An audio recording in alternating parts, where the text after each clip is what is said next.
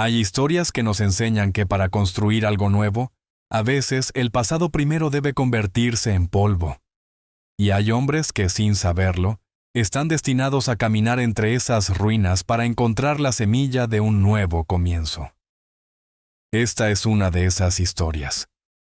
Imaginen un pueblo llamado Valle Carmesí, un lugar acurrucado entre montañas tan antiguas como el tiempo, cuya fama no residía en sus cosechas ni en sus guerreros, sino en el color de su tierra, o más bien, en un secreto que latía bajo ella.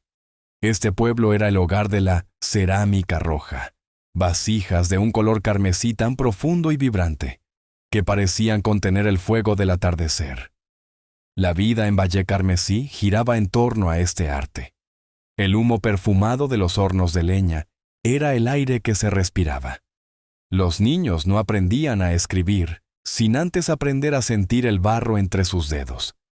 Y en el centro de este universo de tierra y fuego, vivía Elian. Elian no era un simple artesano, era el último maestro alfarero, el guardián de la tradición. Su taller no era solo un lugar de trabajo, era un santuario. Y su relación con la arcilla era una conversación silenciosa. Sus manos, cubiertas de incontables cicatrices de cortes y quemaduras, no moldeaban el barro, danzaban con él. Cada mañana, antes de que el sol besara las cimas de las montañas, Elian caminaba hacia un lugar secreto, una pequeña cueva oculta por una cascada seca. Allí se encontraba la veta de la arcilla roja. No era solo una mina para él, era el corazón de la montaña, un ser vivo. La leyenda familiar contaba que su tatarabuelo, perdido y a punto de morir, fue guiado hasta allí por un cóndor de plumaje rojo, un enviado del espíritu de la montaña. Por eso, Elian nunca tomaba la arcilla sin antes pedir permiso. Apoyaba su frente en la tierra fría y susurraba palabras de gratitud a sus antepasados. Gracias por el regalo que nos alimenta el cuerpo y el espíritu, decía. Él no era el dueño de ese secreto, era su humilde custodio. Y en el fondo de su alma, convivía un orgullo inmenso con un miedo silencioso. El miedo a ser el último. Y entonces, un día, la tierra habló con una voz de furia. El temblor no fue largo, pero sí violento y profundo. Las vasijas en los estantes del taller de Elian tintinearon como campanas de alarma. El pueblo se asustó, pero las casas resistieron. Sin embargo, Elian sintió un pánico helado que no tenía que ver con su hogar. Era un terror ancestral, como si el lazo que lo unía a la montaña se hubiera tensado hasta romperse. Aún con el suelo vibrando bajo sus pies, corrió. No hacia la seguridad de la plaza, sino hacia el peligro de las montañas. El aire se llenó de un polvo espeso que ahogaba y cegaba. Cuando finalmente llegó al lugar de la cascada seca, su mundo se detuvo. La entrada a la cueva ya no existía. Una pared colosal de rocas y tierra, arrancada de la cima de la montaña, había caído con una furia inimaginable, sepultando la veta de arcilla roja bajo un silencio eterno de toneladas de piedra. El corazón de la montaña había dejado de latir. Elian cayó de rodillas, sin aire, sin lágrimas. No solo había perdido su sustento, había perdido su propósito, su conexión con el pasado. El secreto había muerto con él como testigo. La noticia se esparció como una plaga silenciosa. La vibrante alma roja de Valle Carmesí se desvaneció, dejando tras de sí un vacío gris. Los comerciantes dejaron de venir. Los jóvenes, que antes soñaban con tener su propio torno, ahora hablaban de marcharse a la ciudad. Se acabó, se lamentaban los ancianos en las esquinas. Es una maldición. La montaña nos ha castigado. El silencio en el pueblo era más pesado que la roca que ahora cubría su tesoro. Pasaron las semanas. Elian no tocaba la arcilla. Su taller, antes lleno de vida, ahora era un mausoleo. Pero en la quietud de su dolor, una idea, pequeña y terca como una hierba que crece en una grieta, comenzó a formarse en su mente. Una noche, frente a su horno frío, Recordó las historias de su abuelo sobre las montañas silenciosas. Una cordillera al otro lado del valle, un lugar prohibido, lleno de leyendas sobre espíritus y bestias. Ningún hombre en su sano juicio busca nada allí, le había dicho. Pero Elian ya no se sentía en su sano juicio. Reunió a los ancianos del pueblo. La montaña nos quitó un regalo, les dijo. Su voz ronca por el desuso. Pero el mundo es grande. Emprenderé un viaje a las montañas silenciosas. Buscaré una nueva veta, buscaré un nuevo comienzo para nosotros. Lo miraron con una mezcla de pena y burla. Pobre Elian, dijo uno. La pena lo ha vuelto loco. Vas a la casa de un fantasma. Acepta nuestro destino. El viaje a las montañas silenciosas fue un descenso al infierno. El aire se enrarecía a cada paso.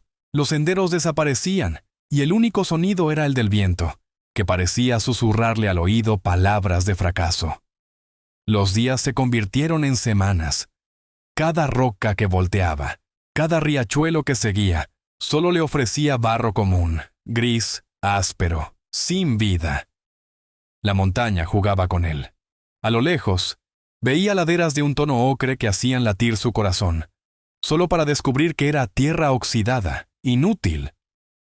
Encontró vetas de arcilla negra, quebradiza como el carbón.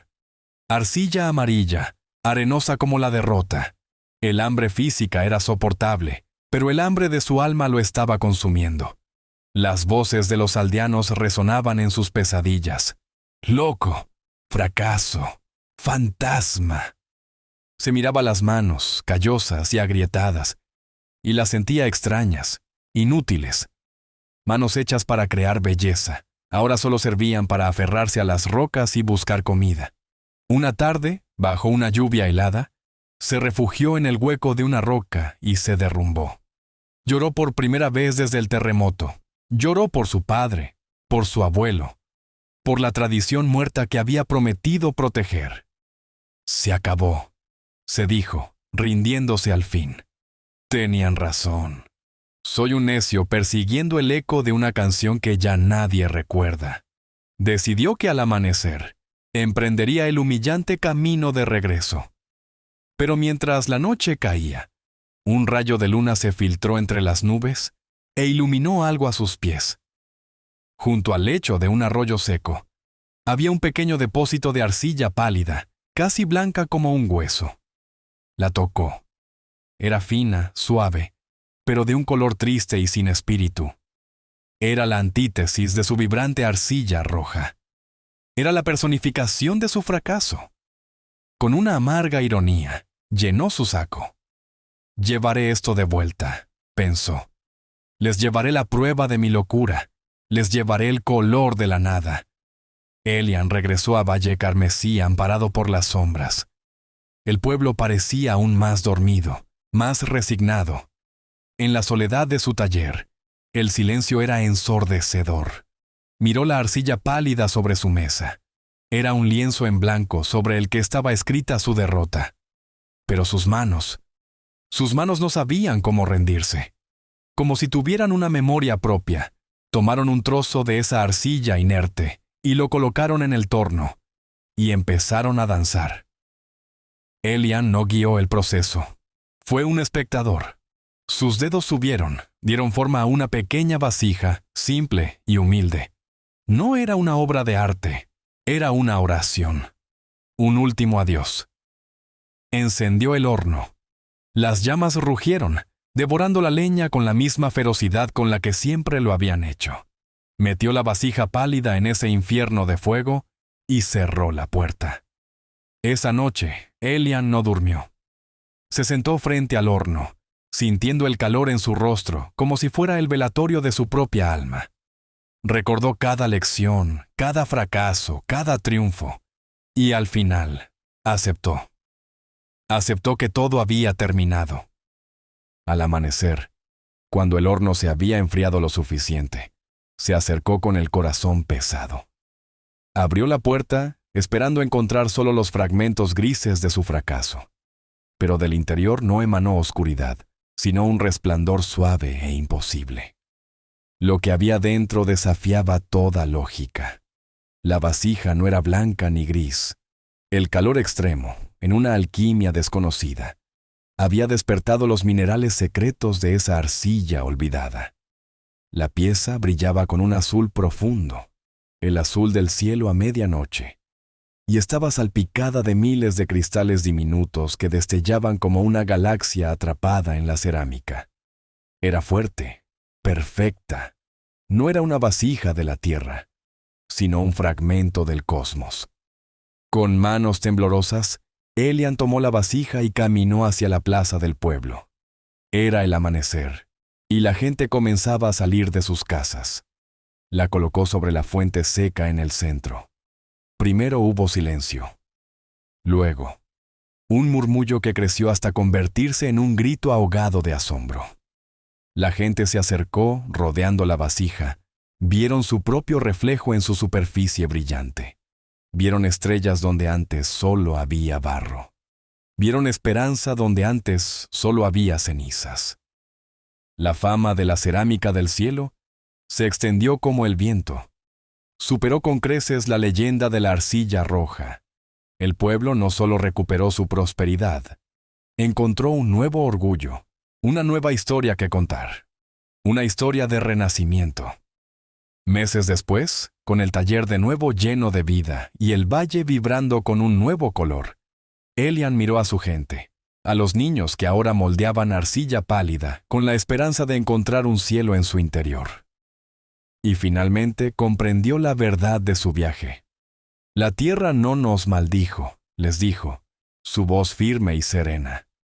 El día que la montaña tembló, no fue un final, fue una invitación. Nos quitó el camino que conocíamos de memoria para obligarnos a levantar la vista y buscar un nuevo sendero en un mapa que no existía. Mi viaje a las montañas silenciosas no fue para encontrar más de lo mismo, fue para perderme por completo, para vaciarme de todo lo que creía saber. Porque solo desde el vacío se puede crear un milagro. Elian y su pueblo aprendieron la lección más profunda, que la catástrofe no es el enemigo de la creación, sino su más exigente maestro. Que a veces, el universo debe derrumbar nuestro pequeño mundo para mostrarnos que estábamos destinados a construir uno mucho más grande y hermoso. El fin de su camino no fue una desgracia. Fue el único modo de empezar a caminar, por fin, bajo un cielo nuevo.